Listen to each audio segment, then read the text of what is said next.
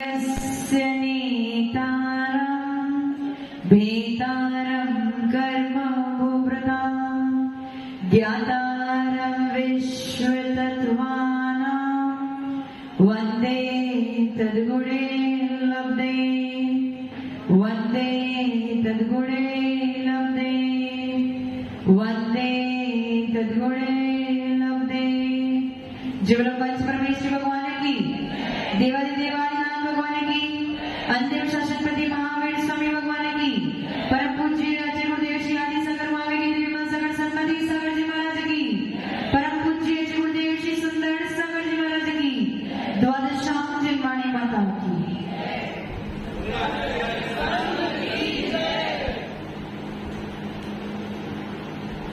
सागवाड़ा में 350 घर और हर घर में 4 मेंबर भी माने तो 1200-1300 लोग हैं। उन 1200-1300 लोगों में से केवल इतने लोग ही यहाँ पे मौजूद हैं। कौन से कर्मों की वजह से? ज्ञानावरणी कर्म का क्षोभम भी आपका ज्यादा है और उसके साथ में आपका अंतराय कर्म का क्षोभम भी ज्यादा है। जो लोग घर पे बैठे हैं उनके अंतराय कर्म का उदय है कि उनको ज्ञान का लाभ नहीं हो रहा है और ये ज्ञान का लाभ नहीं हो रहा है इसलिए उनका ज्ञान का क्षोभम भी बढ़ने वाला नहीं है। समझ में आ रहा है? प्रारंभ करेंगे। कल कुछ प्रश्न शेष बच गए थे। नैना जी माइक।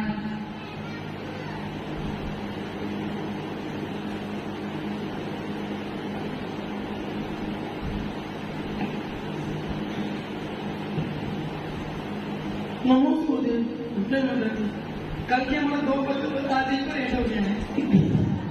धीरे धीरे प्रश्न पूछो, एक एक करके। एक तो पहला प्रश्न ये था कि वो जो नारायण, प्रतिनारायण, रुद्र और नारायण ये सब नारकी होते हैं तो अन्य नारकियों इन नारकियों का अंतर्पुराण महा सरस्वती एक ही अवस्था हो जाती है तो इनको महापुरुष और सलाह पुरुषों में क्यों गिना गया है? ये पहला प्रश्न। दूसरा प्रश्न, नारकियों की शरीर की संरचना कैसी होती है और वहाँ पे जो सेमल जाति के वो जो पत्ते होते हैं वृक्ष और वो वेटना नदी बहती है खून पीपा से भरी हुई हमेशा निकल रहती है या वो बैक्टीरिया होती क्या होता है? तीसरा, अगर ये था कि एक ही पिता के 2 पुत्र होते हैं, एक नारायण एक प्रतिनारायण या फिर एक नारायण एक बलभद्र, इसका अलग अलग कैसे होता है? इसका पहले नियोग होता है कि पहचान क्या होती है आगे जाके ये बलदेव बनेगा या नारायण बनेगा प्रतिनारायण बनेगा, क्या पहचान होती है? 3 प्रश्न। पहला प्रश्न क्या था उनका कि नारायण, प्रतिनारायण, रुद्र और नारद ये सब नरकगामी जीव हैं, नरक में पड़े हैं, वो भी नरक में पड़े हैं, अन्य लोग भी नरक में पड़े हैं। तो दोनों में फर्क क्या है? इनकी गिनती महापुरुषों में आती है। इसके पीछे कारण ये है कि ये पहले मुनिराज हुआ करते थे। कौन? नारायण, प्रतिनारायण आदि जो भी है वो सब मुनिराज हुआ करते थे और उनको इस पद की प्राप्ति, जो बड़े बड़े पद है, इस पद की प्राप्ति निदान बंध के वजह से हुआ। मुनिराज तो थे, संयम त्याग तपस्या था और वो अपनी साधना के बल पे उन्होंने निदान कर लिया कि इस बड़े बड़े पदों की मुझे प्राप्ति हो। तो उनको वो पद तो मिल गया लेकिन किसकी वजह से? निदान की वजह से। और जब वो पद मिल गया तो वो उसमें इतना रच पच गए, राज्य में इतना रच पच गए और उस राज्य में राज्य करते करते युद्ध करते करते ही उनकी मृत्यु हो जाती है और वो नरक में नियम से जाते ही जाते हैं। ये नियम है नारायण प्रतिनारायण आदि के लिए, ये नियम है। वो कहाँ जाएंगे? नरक में जाएंगे ही जाएंगे। लेकिन फिर भी उनकी गिनती शलाका पुरुष और महापुरुष में इसलिए आती है कि वो आसन भव्य जीव है, निकट भव्य जीव है। कुछ ही भवों में उनका मोक्ष जाना फाइनल है। समझ? ये नियोग है, ये नियम ऐसा। ठीक है, ये पहला प्रश्न होगा। दूसरा कि नरक में जो शरीर होती है उसकी संरचना कैसी होती है? तो नरक नारकी जीव जितने होते हैं वो सब वैक्रिक शरीर वाले होते हैं। उनके पास अणिमा आदि 8 रिद्धियां होती हैं, उससे वो छोटा बड़ा आदि अनेक प्रकार के रूप धारण कर सकते हैं। उस वैक्रिक शरीर में ऐसी रिद्धियां होती है, ठीक है। अब वहां पे जो सेमर जाति के वृक्ष, पत्ते या फिर वैतरणी नदी आदि वो जो वहां पे मौजूद नहीं है, नरक स्वयं अपने नारकी स्वयं अपने शरीर को ही उस रूप बना देते हैं और फिर दूसरे नारकी का घात करते हैं। जैसे कहते हैं कि शस्त्र से घात किया या सेमर वृक्ष के पत्ते से घात किया, अथवा वैतरणी नदी में बहुत सारे कृमि है, जो भी ये सब एक्चुअल में नहीं, वो सब क्या होता है, नारकी जीव स्वयं अपने शरीर को उस प्रकार से बना देते हैं क्योंकि उनके पास विक्रिया है, इसीलिए। समझ में है? नारकी के पास कैसा होता है, विक्रिया दो प्रकार की होती है, एक पृथक विक्रिया और एक अपृथक विक्रिया। अपृथक विक्रिया यानी अपने शरीर को ही उस रूप बना देना। समझ में आया? अपने शरीर को ही पेड़ का रूप दे देना, अपने शरीर को ही शस्त्र का रूप दे देना। समझ में आया? ऐसा तो नारकी जीव के अपृथक विक्रिया होती है। अपृथक यानी अपने शरीर को ही उस रूप बना देना, और देवों में पृथक और अपृथक दोनों विक्रिया होती है। देव अपने शरीर के अलावा दूसरा शरीर उत्पन्न करके भी विक्रिया कर सकते हैं अथवा अपने शरीर में ही विक्रिया कर सकते हैं। समझ में? पृथक और अपृथक। पृथक यानी अपने से अलग, अपृथक यानी जो मेरा शरीर है स्वयं का उसी, अपृथक यानी जो अलग नहीं। तो नारकी जीव की विक्रिया कैसी होती है, अपृथक। वो अपने शरीर को ही वैतरणी नदी, सेमर वृक्ष या फिर जो भी वहां पे घातक चीजें हैं उसका वो रूप ले लेते हैं। और देवों में कैसी विक्रिया होती है, दोनों प्रकार की, एक पृथक और एक अपृथक। पृथक यानी अपने शरीर से ही अलग शरीर बना के विक्रिया करना, और अपृथक यानी अपने शरीर में ही विक्रिया करना, मूल शरीर में। समझ में आ गया? ये दूसरा प्रश्न। तीसरा क्या था?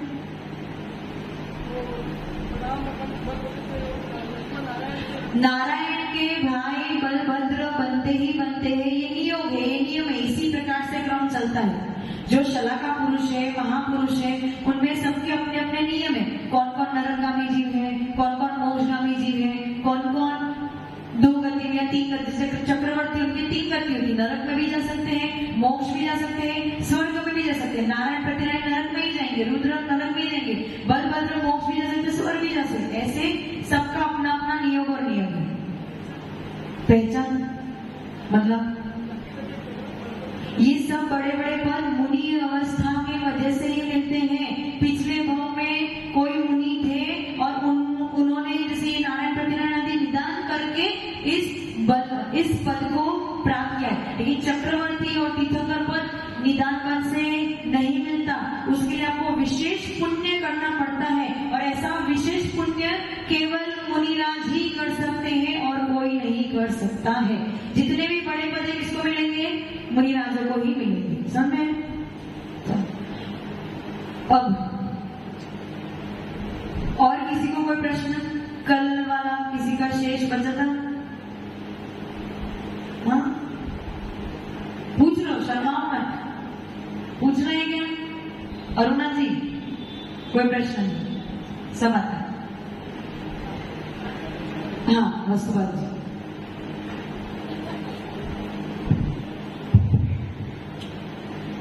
नमस्ते गुरुदेव, वंदना। ये जो नारायण प्रतिनारायण बनते हैं वो भावलिंगी मुनि से बनते हैं, द्रव्यलिंगी मुनि से बनते हैं, ये बड़ा क्लियर है। मुझे बताओ विशेष पुण्य किसका होगा? भावलिंगी। बस हाँ दादाजी।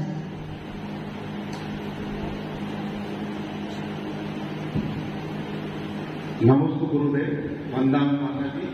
मेरा प्रश्न है कि अन्य धर्मों में अवतारी पुरुष होते हैं, तो अवतार क्यों लेते हैं वो?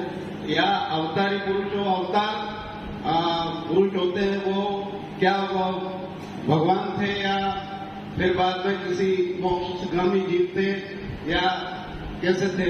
अवतार क्यों लिए जाते हैं? अपने धर्मों में अवतार दिया ही नहीं है, बल्कि वैष्णव धर्म में अवतार ही रूप दिया है, ऐसा क्यों? अवतार का अर्थ क्या होता है? एक जीव है, इस भाव में इस पर्याय को धारण किया है, दूसरे भाव में दूसरे पर्याय को धारण किया है, तीसरे भाव में कोई और पर्याय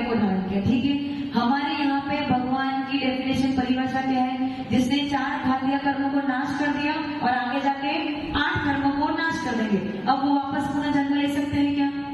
नहीं, वो अपने जन्म जरा मृत्यु को नष्ट कर चुके हैं, 18,200 से रहित हो चुके हैं, तो उनका अवतार तो हो ही नहीं सकता। अब वो लोग ऐसा मानते हैं कि वो उसके अवतार है, वो इसका कहाँ पे कोई सबूत या कुछ भी नहीं, वो केवल मानते हैं, वो कहते हैं, पर इस बात पे हम मोहर नहीं लगा सकते जब तक कोई केवल ज्ञानी हमें इस बात का ना बता दे कि ये जीव पूर्व में क्या था, तब तक हम इस बात पे मोहर नहीं लगा। जैसे हमें पता है महावीर स्वामी भगवान पूर्व पर्याय में क्या थे, मारीची थे, तो ये बात हमें पता है। क्यों? क्योंकि केवली भगवान ने इस बारे में बताया है। मारीची ही आगे जाके महावीर स्वामी भगवान बने थे, सैनिक राजा ही आगे जाके प्रथम तीर्थंकर बनेंगे, कृष्ण ही आगे जाके 16वें तीर्थंकर, ये सब हमें पता है और इस बात पे मोहर लगी है। किसकी मोहर लगी है? केवली भगवान की। लेकिन उनकी बातों में किसकी मोहर लगी है? कुछ भी नहीं पता। तो जो हमारे केवली भगवान के मुख से निकले हुए वचन है, केवल वही सत्य है, बाकी अन्य बात हमें सत्य नहीं लगती है। और भगवान का कभी भी अवतार, जो एक बार भगवान बन गया उनका कभी भी अवतार, हाँ उनके पूर्व भाव का वर्णन हो सकता है, लेकिन आगे उनका कोई अवतार नहीं होगा। ठीक है, ओके, हाँ धन्यवाद। एक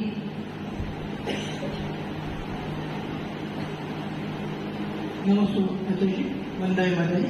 मेरा प्रश्न कर्ण सिद्धांत से अलग है।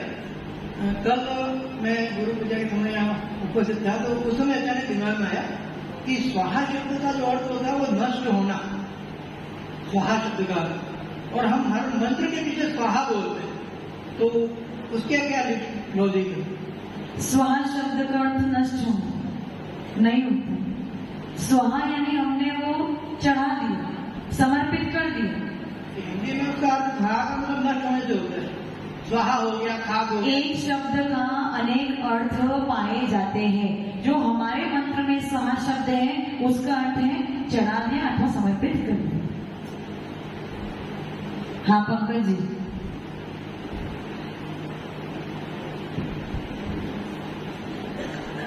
नमस्ते वंदना। मेरा प्रश्न ये है कि जैसे मतलब 3 लोक में ऐसा कोई भी स्थान सुई की नोक के बराबर स्थान नहीं है जहाँ पर इस जीव का जन्म नहीं हुआ है। सही। मतलब और कोई ऐसा क्षेत्र या भाव नहीं है जहाँ पर हमने जन्म नहीं लिया है। तो निश्चित ही हम कभी किसी भाव में भी मतलब मुनि पद में भी आए होंगे या कोई अन्य पद में भी आएंगे। तो एक दिन आपने बताया था कि ज्ञान और मति ज्ञान और शुद्ध ज्ञान साथ जाते हैं, तो फिर हमें वो स्मरण क्यों नहीं होता है? मति ज्ञान और शुभ ज्ञान साथ जाता है, परंतु जब पर्याय बदलती है तो हमारी धारणा शक्ति कम हो जाती है। उस पर्याय में जाके हम उस पर्याय के ही बन के रह जाते। वो कहानी नहीं आती उस राजा की, राजा को बता दिया भाई आगे जाके तो बिस्टा में पैदा होने वाला है, तो राजा ने अपने पुत्र को क्या बोला, मैं मलमूत्र में पैदा होऊंगा तो तू मुझे आके मार देना। लेकिन जब वो बिस्टा में गया तो वो सब कुछ भूल गया, और जब वो उसका पुत्र उसे मारने आया तो वो उस बिस्टा में ही घुस गया। उसका मतलब उसका मति ज्ञान शुद्ध ज्ञान गए। समझे? मति ज्ञान शुद्ध ज्ञान गया, लेकिन संस्कार रह सकते हैं। यदि आपके इस भाव में संस्कार अच्छे हो जाते हैं तो अगले भाव, जैसे कोई इस भाव में मुनिराज बनता है तो अगले भाव में देवगति में जाएगा, उसके बाद वापस जब पुनः लौट के मनुष्य गति में आएगा तो निश्चित तौर पे कहीं ना कहीं एक कोने में उनके वो भाव बनेंगे ही बनेंगे कि मुझे मुनिराज बनना है। अब आचार्य परमेश जी है, हमारे आचार्य परमेश जी है, किस धर्म से थे? जैन धर्म से थे? नहीं थे। कौन से धर्म से? वैष्णव धर्म से। पिताजी वैष्णव धर्म से और माता श्वेतांबर। जैन धर्म का मतलब दिगंबर धर्म का कोई भी अंकुर या अस्तित्व या बीज रोपण नहीं हुआ था। लेकिन ये आप समझो कि उनको बचपन से ही इच्छा थी कि कौन से स्कूल में पढ़ना है, दिगंबरों के स्कूल में या जैन स्कूल में हमें पढ़ना है। और साधु को देख के अपने आप ही उनके परिणाम बहुत उज्जवल होते थे, उनको आहार देने की इच्छा होती थी। और एक ही बार किसी साधु ने बोला भैया तुम आलू वाली का त्याग कर दो, उन्होंने एक ही बार में सब कुछ त्याग कर दिया। कौन से धर्म से थे? वैष्णव। अब ये संस्कार कहाँ से है? एक ही बार में। जबकि आपको तो मैं बोल बोल के, मैं क्या, जितने साधु यहाँ पे सब बोल बोल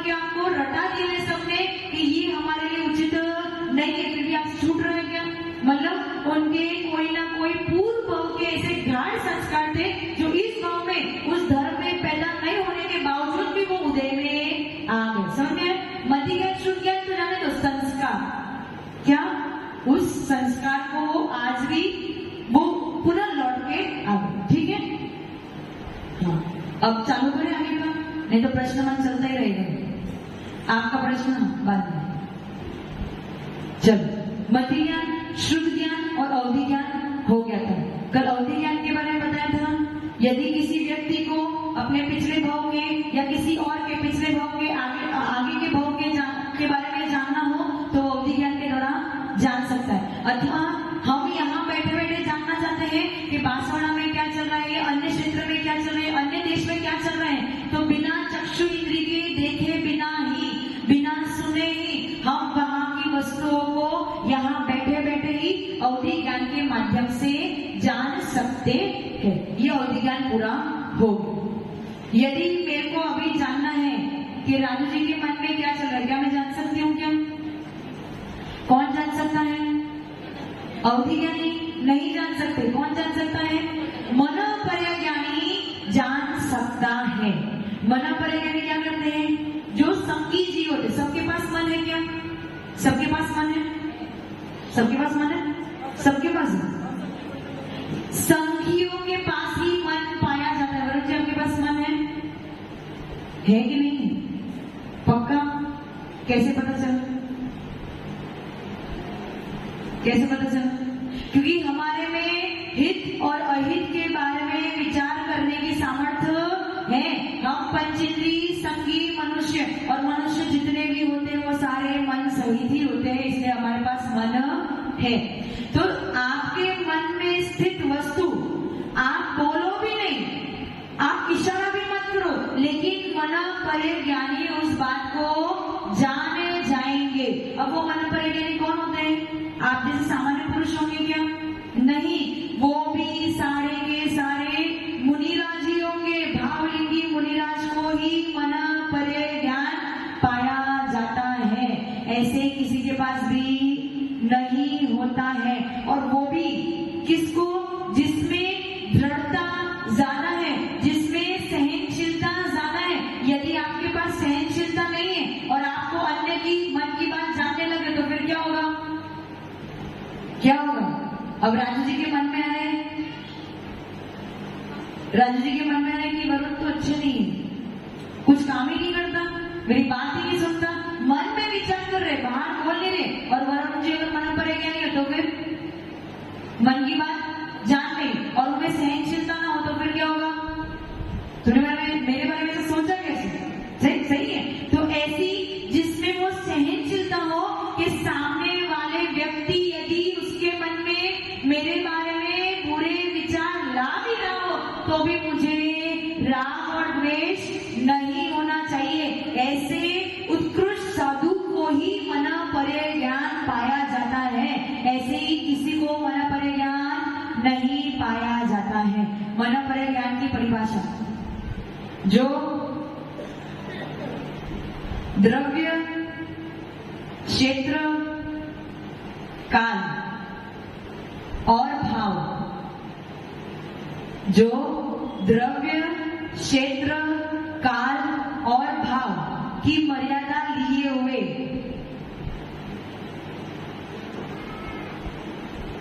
अन्य जीव के मन में स्थित वस्तु को जानता है, उसे मनोपरज्ञान कहते हैं।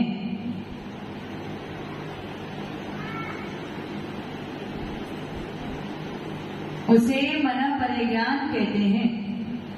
समझ में आया? मन में स्थित वस्तु को जानता है, उसे मनोपरज्ञान कहते हैं। समझ में आ गया? अब मनोपरज्ञान कल आशी बता रहे थे ना, क्या बता रहे थे? मति ज्ञान और शुद्ध ज्ञान कितने द्रव्य को जानता है? कितने द्रव्य को जानता है? कौन से 6 द्रव्य? जीव, पुद्गल, धर्म, अधर्म, आकाश और काल। क्या मति ज्ञानी या शुद्ध ज्ञानी को आकाश दिख रहा है? क्या दिख रहा है? आपको दिख रहा है? धर्म द्रव्य दिख रहा है? धर्म द्रव्य दिख रहा है? यहाँ पे धर्म द्रव्य दिख रहा है क्या? अधर्म द्रव्य दिख रहा है? काल द्रव्य दिख रहा है? नहीं दिख रहा है। लेकिन हम उसे कैसे जानते हैं? शास्त्रों के माध्यम से, गुरुओं के उपदेश के माध्यम से हम जानते हैं कि हाँ, धर्म द्रव्य है, अधर्म द्रव्य है, काल द्रव्य है, आकाश द्रव्य है। ऐसे ही मति ज्ञानी शुद्ध ज्ञानी प्रत्यक्ष से नहीं देख रहे। चक्षु इंद्रिय से आपको दिख रहा है कि यहाँ पे आकाश, धर्म द्रव्य दिख रहा है, अधर्म द्रव्य दिख रहा है, काल द्रव्य भी नहीं दिख रहे हैं, हमें केवल पुद्गल दिख रहे हैं और इस पुद्गल के माध्यम से जीव दिख रहे हैं। तो हम कैसे माने कि यहाँ पे ये चारों द्रव्य भी है?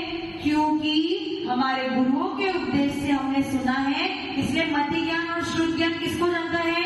छयों द्रव्य को जानता है। किसके माध्यम से? इंद्रियों के माध्यम से जानता है। लेकिन अवधि ज्ञानी, मैंने बताया था ना, अवधि ज्ञानी इंद्रियों के माध्यम से जानता है क्या? नहीं जानता। वो अपनी आत्मा के माध्यम से, और किसको? केवल और केवल रूपी पदार्थ को ही जानेगा, केवल पुद्गल को ही जानेगा। समझ में आ रहा है? समझ में आ रहा है ना? किसको जानेगा? केवल पुद्गल को ही जानेगा। किसके माध्यम से? अपनी आत्मा के माध्यम से। अवधि ज्ञान, यदि आपको अवधि ज्ञान चाहिए तो उस स्थान पे जाने की जरूरत, आप इस स्थान पे बैठे बैठे ही बता सकते हो कि वहां पे क्या चल रहा है। समझ में आ रहा है ना? हाँ। अब मन पर ज्ञान के लिए आपको इंद्रिया चाहिए क्या? किसी के मन में स्थित वस्तुओं को जानने के लिए आपको इंद्रिया चाहिए क्या? मन तो आपको दिखते है कि मन का है डॉक्टर साहब, मन का है। कभी पकड़ा आपने? हृदय तो हमें दिखता है, डॉक्टरों को पूछो हृदय तो मिल जाएगा, लेकिन मन कभी मिला गया? तो फिर जब हमें मन दिख ही नहीं रहा है तो मन के अंदर बैठी हुई वस्तु को कैसे जानेंगे? तो मन परे ज्ञान भी इंद्रियों के माध्यम से नहीं होता। किसके माध्यम से होता है? आत्मा के माध्यम से होता है। इसीलिए जो आत्मा के माध्यम से हो रहा है वो अनुमानित ज्ञान नहीं है, वो प्रमाणित ज्ञान है। मतलब उस पर हम मोहर लगा सकते हैं। यदि आपके मन में ऐसे विचार चल रहे हैं कि मैं जहर खा के मर जाऊं, केवल मन में विचार चल रहे हैं, आपने किसी को बोला? यदि आपके मन में ऐसे विचार चल रहे कि मैं जहर खा के मर जाऊं, मन में ये विचार चल रहे, मुख पे कुछ नहीं दिख रहा, किसी को आपने बोला भी नहीं है और ना ही आपने काय से कोई चेष्टा की है, लेकिन सामने वाले मुनिराज यदि मन परे ज्ञानी होंगे तो अपने आप ही वो समझ जाएंगे इनके मन में क्या चल रहा है, बिना किसी इंद्रियों का उपयोग किए, केवल मन परे ज्ञान को लगाएंगे। किसके माध्यम से? आत्मा के माध्यम से। और जो उन्होंने बोला वो सत्य होगा। जो मन परे ज्ञान और अवधि ज्ञानी होते हैं, जो वो बोलते हैं, आप यदि उनको कुछ पूछते हो और वो बोलते हैं तो वो सत्य होगा। लेकिन मति ज्ञानी और शुद्ध ज्ञानी का कथन गलत भी हो सकता है। समझ में है? हम लोग कौन है? मति ज्ञानी और शुद्ध ज्ञानी है। तो हम जो बोलेंगे वो गलत भी हो सकता, झूठ भी हो सकता है ना अमित जी? झूठ भी। लेकिन जब तक हम जो भगवान की देशना में निकला है, जब आचार्यों ने लिखा है, जब तक उस वाणी का कथन करेंगे तब तक हम झूठ नहीं बोल रहे हैं। राजू जी, हम मति यानी शुद्ध यानी है, लेकिन जब तक हम भगवान की वाणी को आपके पास पहुंचेंगे तब तक हम झूठ नहीं बोल रहे हैं। अन्य बातों में हो सकता है हम असत्य भी बोल सकते हैं, अज्ञानतावश, राग द्वेष के हो। समझ में आ गया? समझ? तो मति ज्ञानी और शुद्ध ज्ञानी प्रत्यक्ष ज्ञान है या परोक्ष ज्ञान है? प्रत्यक्ष ज्ञान। लवेश जी, प्रत्यक्ष ज्ञान है। प्रत्यक्ष यानी आंखों देखा प्रत्यक्ष, आंखों देखा प्रत्यक्ष ही तो होता है कि परोक्ष होता है? प्रत्यक्ष। मेरे शरीर में, औदारिक शरीर में बहुत सारे जीव है, आपको दिख रहे हैं, तो कहां प्रत्यक्ष हुआ? प्रत्यक्ष है, आंखों देखा प्रत्यक्ष है। समझ में है? नहीं समझ? अमित जी समझ में नहीं है? यहाँ पे बहुत सारे जीव आपको दिख रहे हैं, तो फिर प्रत्यक्ष कैसे हुआ? आंखों देखी बात भी झूठ हो सकती है। इसलिए मति ज्ञान और शुद्ध ज्ञान, प्रत्यक्ष ज्ञान, हम क्या कहते हैं? आंखों देखी बात ही सत्य है, लेकिन आंखों देखा भी झूठ हो सकता है। आंखों देखा भी झूठ हो सकता है। यदि माता अपने बच्चे को क्रोध करके बहुत मार रही है, क्या बोले? माता बहुत क्रोधी है, माता हो, क्योंकि आपने अपनी आंखों से देखा, लेकिन उसके अंतरंग में छिपी हुई उस बच्चे के प्रति वात्सल्य आपको नहीं दिख रहा है। तो बताओ प्रत्यक्ष ज्ञान कहाँ रहा? साधना जी लेट हो गई, बहुत ज्यादा लेट हो गई, और आपके साथ रिलेश जी भी ज्यादा लेट हो गए।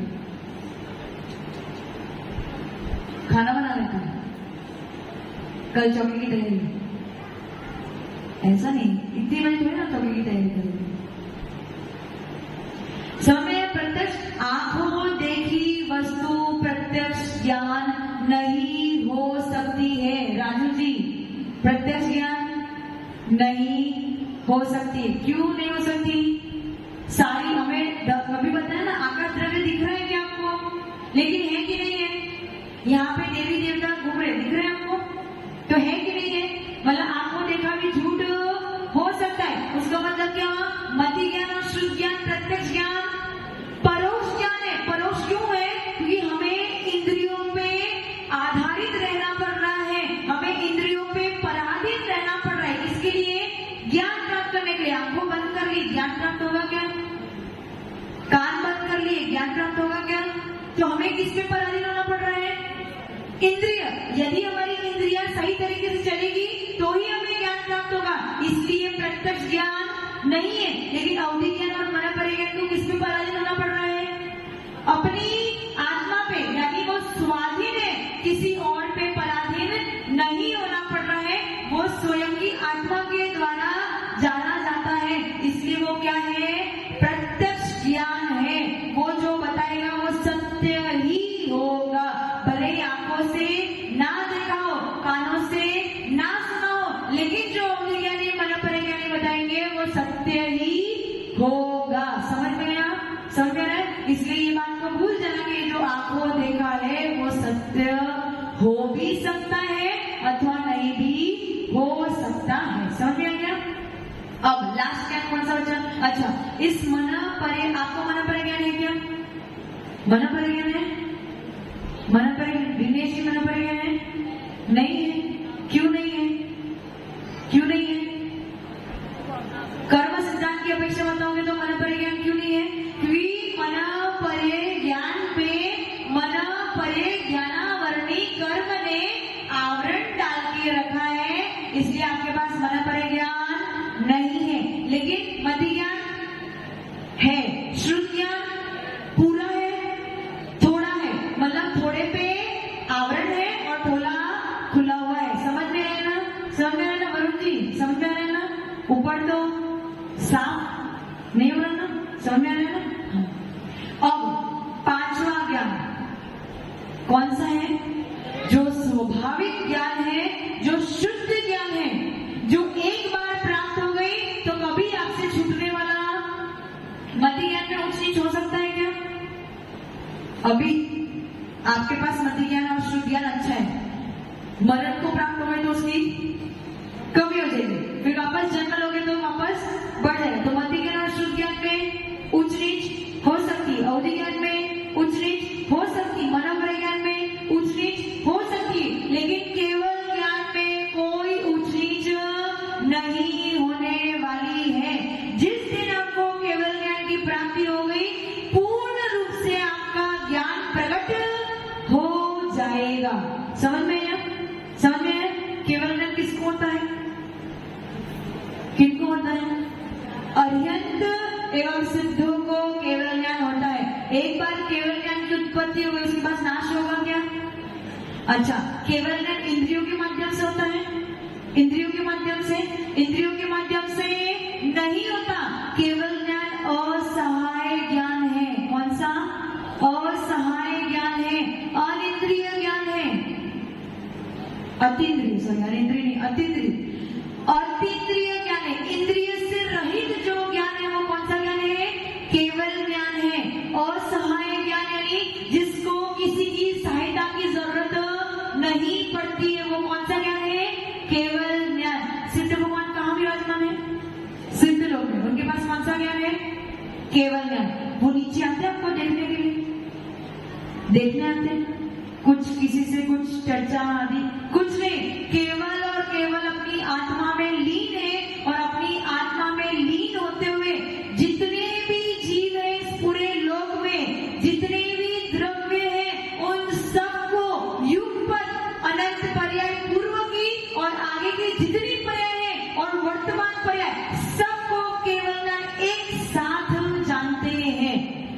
मेरे शब्द को सुन रहे हो तो एक साथ सुन रहे हो, एक के बाद एक के बाद एक के बाद सुन रहे हो, एक साथ सुन रहे हो, क्या बात है, एक के बाद एक के बाद एक के बाद एक सुन रहे हो। तो आपका ज्ञान कैसा है? क्रमिक ज्ञान है, क्रम क्रम से सुन के समझ रहे हो, क्रम क्रम से देख के समझ रहे हो, क्रम क्रम से स्वाद लेके समझ रहे हो। लेकिन केवल ज्ञान में कोई क्रम नहीं है, एक साथ सब कुछ जान रहे हैं। आप पिछले में कितने भाव में क्या क्या थे, क्या क्या किया, इसी समय में एक साथ जान रहे हैं। और केवल एक जीव का नहीं, इस लोक में अनंत अनंत जीव ठसाठस भरे हैं। हर जीव का भूत भविष्य वर्तमान सब एक साथ जान रहे हैं। यदि हम किसी से बातचीत करते हैं तो एक व्यक्ति से एक टाइम से बातचीत करते हैं, लेकिन केवल ज्ञान के लिए ऐसी कोई लिमिट, कोई मर्यादा नहीं है। जबकि अवधि ज्ञानी और मन परे ज्ञान की लिमिट और मर्यादा, मैंने लिखा है ना परिभाषा में, क्या द्रव्य, क्षेत्र, काल और भाव की मर्यादा लिए हुए जो ज्ञान होता है उसे अवधि ज्ञान और मन परे ज्ञान। लेकिन केवल ज्ञान में कोई भी प्रकार की मर्यादा। अब जो लोग छुप छुप के गड़बड़ करते ना, 2 नंबर का काम करते, छुप छुप के, किसी की नजर में ना आ जाओ, वरुण जी, किसी को पता नहीं चलना चाहिए, छुप छुप के काम कर लिया, कोई ऐसा कार्य कर रहे हैं, छुप छुप के करते ना।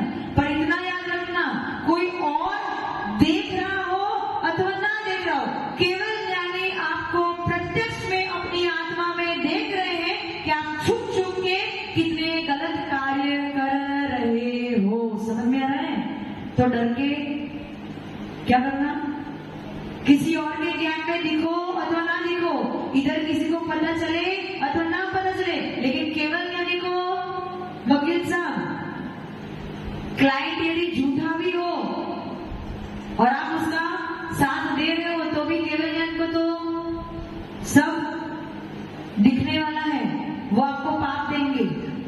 केवल ज्ञानी आपको पाप देंगे, सही है ना?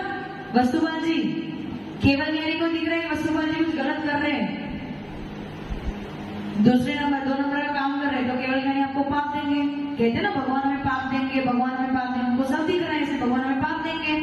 भगवान देंगे क्या?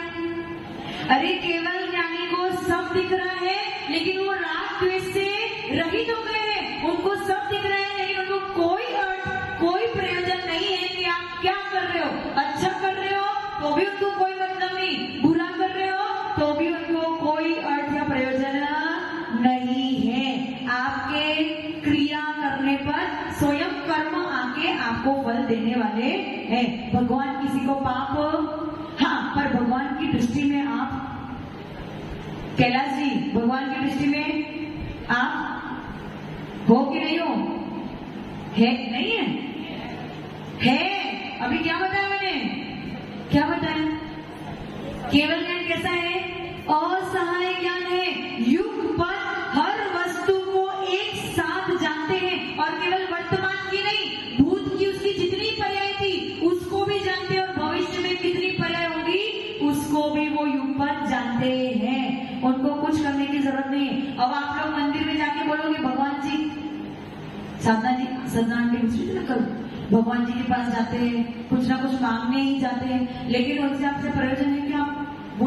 उनके ज्ञान में ये झलक रहा है कि साधना जी आए हैं, मेरे दर पे आए हैं, मुझे पूछ रहे हैं या कुछ मांग रहे हैं, लेकिन उनको आपसे कोई प्रयोजन नहीं है। समझ में आ रहा है?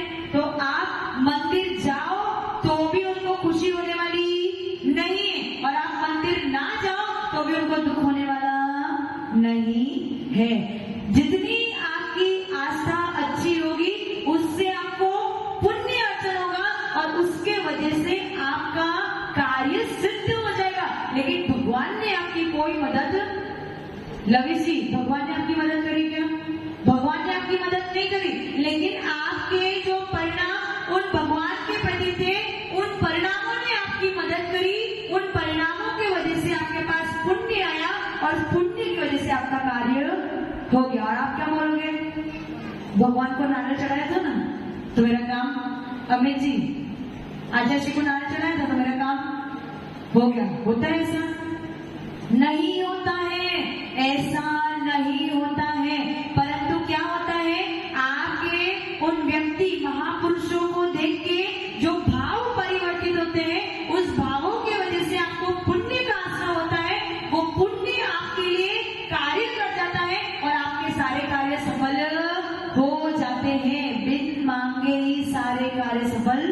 हो जाते हैं। बिन मांगे मिले मोती, मांगे मिले भीख। समझ गए ना? मांगने की जरूरत, सिर्फ अपना कर्तव्य पूरा करो। कौन सा कर्तव्य? देव, शास्त्र और गुरु के चरणों में रहने का कर्तव्य पूरा करो, अपने सारे काम अपने आप हो जाएंगे।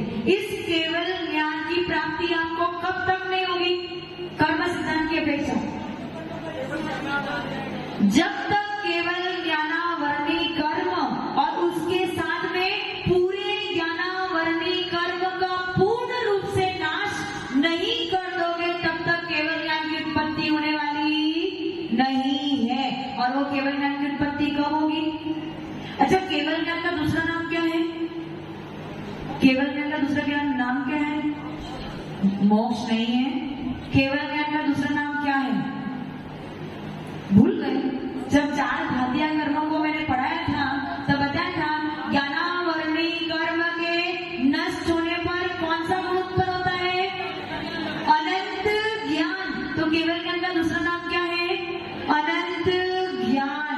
अनंत मतलब ऐसा जिसका कोई अंत नहीं है। अब ऐसे ज्ञान को झेलने के लिए क्या आपकी आत्मा में शक्ति है? क्या शक्ति है?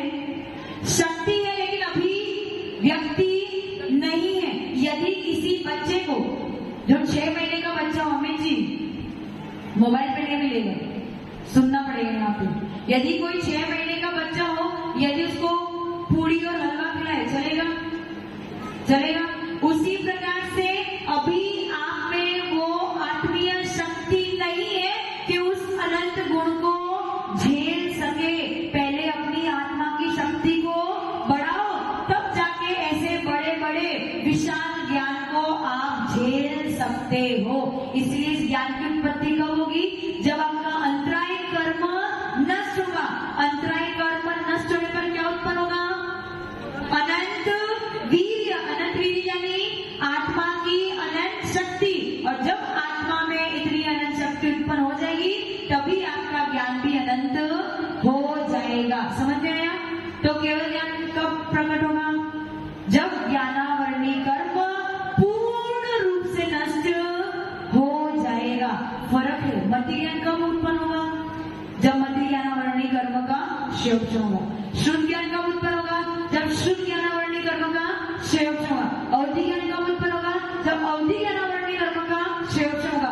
मनोपय ज्ञान कब उत्पन्न होगा?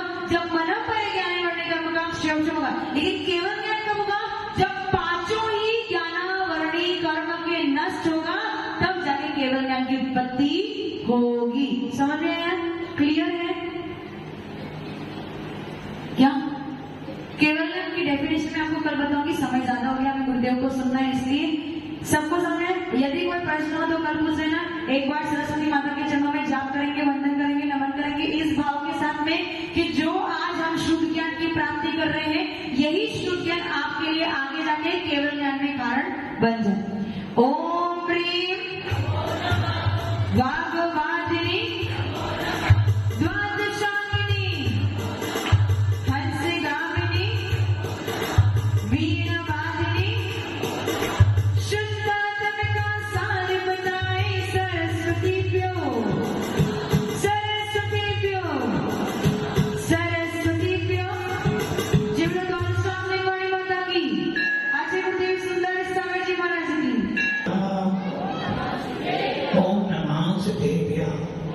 पंच परमेश्वर भगवान की, आचार्य गुरुदेव विमल सागर जी महाराज की, आचार्य गुरुदेव सरस्वती सागर जी महाराज की, ठीक में नौ करोड़ मुनि राजाओं की, द्वादशांग गिरवानी माता की।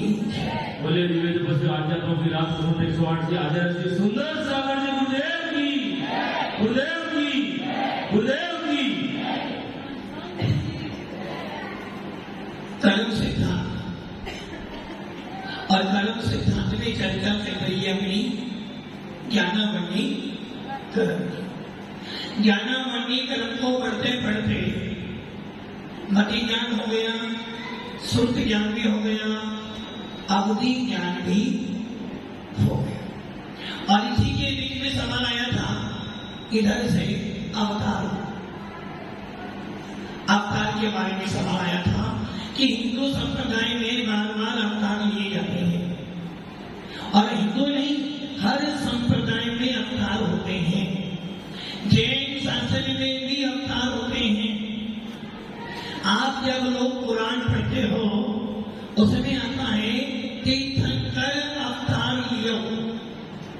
जब कोई स्वर्ग से आता है तो क्या बोलते हैं? गरम कल्याण अवतार। किसने अवतार लिया? किसी जीव ने अवतार लिया। किंतु जो जीव बार बार अवतार लेता है वो कहाँ जाता है? स्वर्ग में, जिसको कहते हैं वैकुंठ। और वैकुंठ से जो आएगा उसे बार बार अवतार लेना पड़ेगा। किंतु जो स्वर्ग से आने के बाद जिनके पंच कल्याणक होते हैं, जो एक बार कर्मों को नष्ट कर कर सिद्धालय में बैठ जाता है, वो पुनः अवतार नहीं लेता। नंबर 2, नारायण पति नारायण। ये महापुरुष है या सलाह का पुरुष है? आपका सवाल था कि नारायण पति महापुरुष, ये सलाह का पुरुष है। और जितने भी सलाह का पुरुष होते हैं वो सबके घर स्वर्ग से आते हैं। जितने भी 63 सलाह का पुरुष जो है उसमें चक्रवर्ती आते हैं, उसमें नारायण पति नारायण आते हैं। मात्र तीर्थंकर छोड़ देना, तीर्थंकर की गति तो निर्धारित है, या तो वो स्वर्ग से आएंगे या फिर नरक जाएंगे। जितने भी 63 सलाह में 24 तीर्थंकर, 12 चक्रवर्ती, 9 नारायण, 9 पतिनारायण, 9 बलवत। तो नारायण पतिनारायण और रूप को बलवत कहां से आएंगे? स्वर्ग से आएंगे। संवेदिति ही होते हैं। और ये जो सलाहकार पुरुष होते हैं ये पूर्व भाव में ऐसा पुण्य अर्जन करते हैं जिनके बल पर इनको नारायण पति नारायण का पद निदान से मिलता है। अब इनकी पहचान कैसे करेंगे? तो आप लोगों ने पद्म पुराण पढ़ा हो। यहाँ तो कोई पढ़ने वाले नहीं, एक दो व्यक्ति पढ़ने वाले हैं। पद्म पुराण में जब सीता का हरण हुआ था तो सबने सोचा था कि रावण विद्याधर है, उससे युद्ध कैसे करेंगे? सारी सेना मारी जाएगी। तो इसकी परीक्षा करने के लिए वो कोठी शिला पर गए थे। और जब लक्ष्मण ने वो कोठी शिला अपनी उठाई थी तो उस समय ये निर्धारित हो गया था कि हम रावण से लड़ाई कर सकते हैं, जो कि हमारे पास में उससे जैसा बलवान जीव है। और जब रावण को था पति नारायण, लक्ष्मण को था अभी नारायण बना नहीं था, क्योंकि पति नारायण के बाद में चक्कर होता है। और जब रावण युद्ध करने गया, यदि आपसे मैं पूछूं वरुण जी, रावण को किसने मारा? वरुण जी, राम ने मारा ना? पवन जी किसने मारा? पवन जी कह मारा। किसने किसको मारा? ना तो मैंने राम को देखा, मैं रावण ने कैसे बता दूं? हाँ, साधना जी के मिस्टर किसने मारा रावण को? राम ने मारा ना? रावण को किसने मारा साधना जी? 18,000 होमर सेना की अध्यक्षता किसने मारा? दूसरा जी किसने मारा? गलत। हिंदू परंपरा में रावण को राम ने मारा, जबकि राम कौन थे? बलभद्र। जबकि ये नियम है कि पति नारायण को नारायण ही मारता है। लक्ष्मण ने रावण को मारा। अब मेरी सवाल ले रहा था, मान लो पवन जी के नहीं, पवन की बात छोड़ो, ओमी ने कोई काम किया, नाम किसका होगा? किसका होगा? ओमी अच्छा काम करे तो भी दिनेश का नाम होना है, गलत करे तो भी दिनेश का नाम। उसी प्रकार रावण को लक्ष्मण ने मारा, किंतु नाम किसका हो? बड़ा भाई बलभद्र का। पवन के घर में कोई काम हो, भले सुनील करे कोई भी दे, नाम किसका हुआ? धनराज जी का नाम होगा। क्यों? बड़े कोई सेवा पता चलना है। उसी प्रकार जब लंकाधिपति रावण ने देखा मेरे सारे हथियार हार गए, किंतु ये मेरे काबू में नहीं आ रहे थे, उसे जगह अपना चक्कर चलाया। और जैसे ही चक्कर चलाया, वो लक्ष्मण और राम की प्रतीक्षणा देकर लक्ष्मण के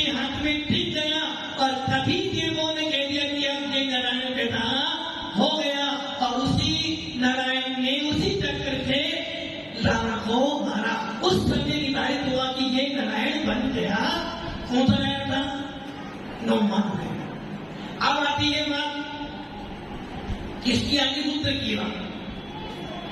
नारायण नौ होते, बलभद्र, अंतिम बलभद्र कौन थे? दाऊद। राम 8वें थे, राम 8वें थे और बलभद्र नारायण के संग के बड़े भाई बलदेव, वो भी तो बलभद्र थे ना, और लक्ष्मण 8वें नारायण थे। उसके बाद रुद्र जो होते हैं, रुद्र महापुरुष में आते हैं। और रुद्र की बात आप सुन चुके थे। रुद्र भी जो होते हैं स्वर्ग से आते हैं और वो मुनि होते हैं, तपस्या करते हैं, इसलिए उनको महापुरुष में जाना है कि उनको मोक्ष में जाना है। तो ये सवाल हो गया पूरा। तीसरा सवाल था, क्या आप लोग 6 दरियों को देख रहे हो? वास्तववादी ये सवाल आपसे पूछ रहा हूं। 6 दरियों को देख रहे हो? बैठे बैठे कौन 6 दरियों को देख रहे हो? नहीं देख रहे। कैलाश जी नहीं देख, हम देख रहे हैं। और अभी नहीं, ये पूरा मन से देख रहा है। यदि आप 6 दरियों को नहीं देख रहे तो आप जरा मती जान शुद्ध ज्ञान नहीं है, कि मती जान शुद्ध ज्ञान। 6 दरियों को, 6 दरियों की कुछ पर्यायों को देखता है। अभी माता जी ने बताया था आगम से जान रहे हैं, नहीं हम प्रैक्टिकल भी देख रहे हैं। हम ये जानते हैं जीव किसे कहते हैं? जिसमें चेतनता हो, ये सबको बैठे हैं। जीव देख रहे हो? अजीब जीव पुक्कल किसे कहते हैं? जिसमें स्पर्श रस गंध जबान पाया जाता है। तो पुक्कल हमें दिखाई दे रहा, राजू जी दिखाई दे रहा है। मोबाइल क्या है? जीव, जीवी तो है ना, पुक्कल है। अच्छा, और मैडम, मैडम है कौन है? मैडम जीव पुक्कल है। मिश्रण जी तो बड़ा मिश्रण है। अब रही धर्म की बात। धर्म क्या करता है? चलते हुए जीव और पुद्गल को चलाने में सहायक होता। मैंने हाथ गिराया, ये क्या हो गया? धर्म गर्व हो गया। अधर्म मैंने आप यहाँ बैठे हो तो ये धर्म अधर्म आपको शांत रहने लगता। धर्म भी दिख रहा है। और आकाश स्थान किसने दिया? दिखाना आपको। एक गिलास में 1 गिलास पानी भी भर दिया, उसी में आपने नमक भी डाल दिया, शक्कर भी डाल दी, नींबू भी डाल दिया, और सारा सामान डालने के बाद भी उसमें क्या था? आकाश कर रहे हैं। इसलिए वो दिखता है हमें किसके माध्यम से? क्योंकि वो मूर्ति के ज्ञान के माध्यम से महसूस होता है। और काल कितना टाइम हो रहा है? कितनी उम्र है नाना की आपकी? कितनी उम्र है? 5 साल 50 साल। एक उम्र का काल दर। तो 6 दर हमें दिखाई दे रहे हैं। बस इतना है, केवली को प्रत्यक्ष दिखते हैं और हमें इंद्रियों के माध्यम से दिखाई देते हैं। अब अगला सवाल था, मने परे ज्ञान। अवधि ज्ञान की बात आपकी हो गई थी और अवधि ज्ञान 4 गतियों में पाया जाता है। मना परे ज्ञान। अच्छा अमित जी, आपको मति ज्ञान शुद्ध ज्ञान प्राप्त नहीं, मने परे ज्ञान प्राप्त करना है।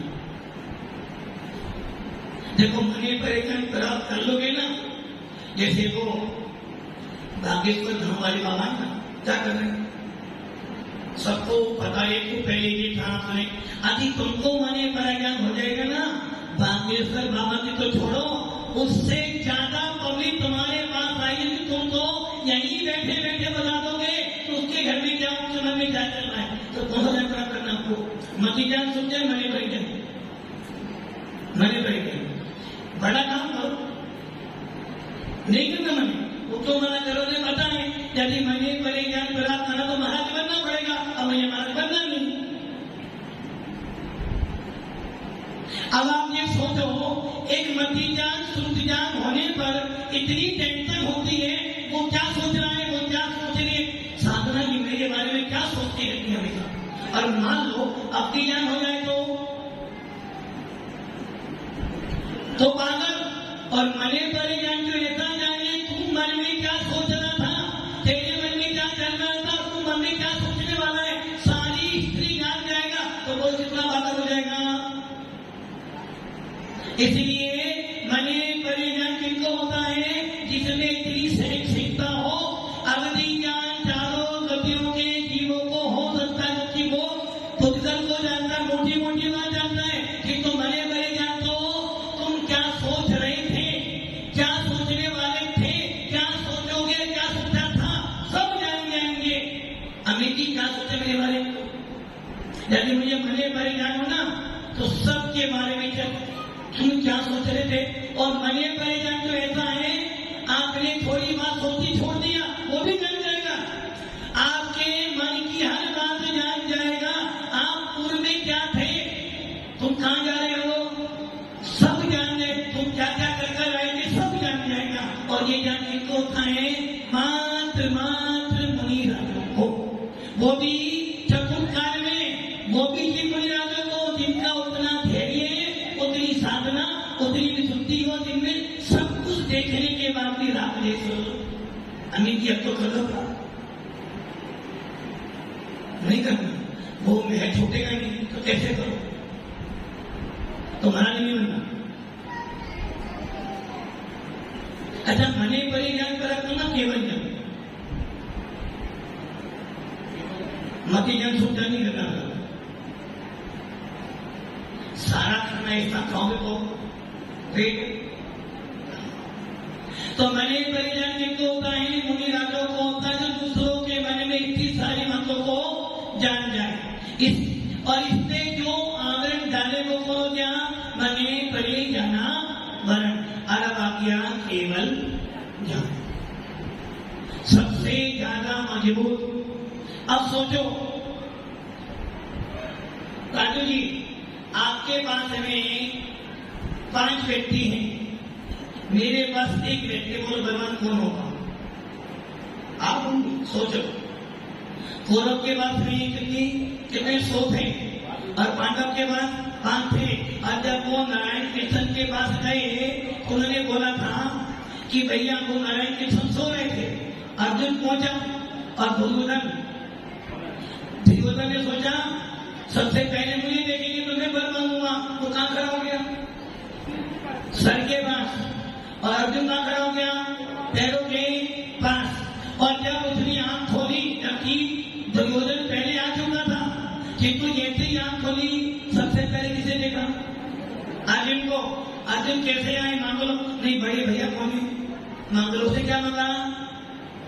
नारायण कृष्ण ने बोला भाई एक तो मैं हूं और एक मेरी एक छोटी सेना है, क्या चाहिए? और मेरा नियम है मैं युद्ध में जाऊंगा जरूर, किंतु हथियार बोलो आप किसको मांगते?